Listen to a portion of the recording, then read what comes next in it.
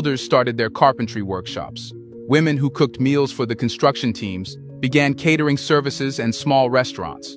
The economy was no longer something imported through foreign contracts. It was growing organically from the soil of self-reliance.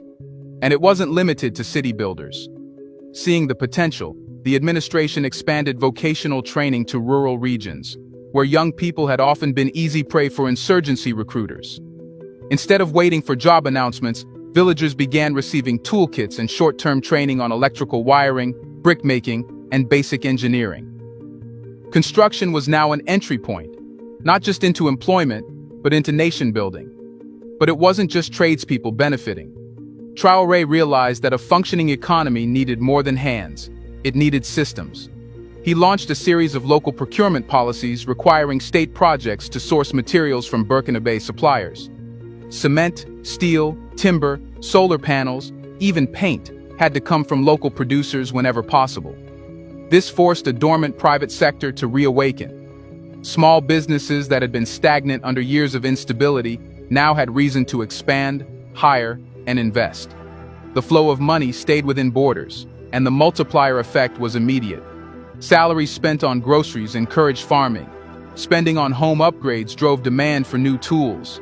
The web of microeconomic transactions began to knit together a fragile but growing financial ecosystem. People weren't just surviving anymore. They were transacting. They were imagining. They were investing. Even the education system began to shift. The government reformed technical schools to align with these new national industries. No longer were students being prepared to become bureaucrats or to emigrate. They were being trained to wire homes, lay solar grids, repair machines, and design infrastructure. A new generation of professionals wasn't looking abroad.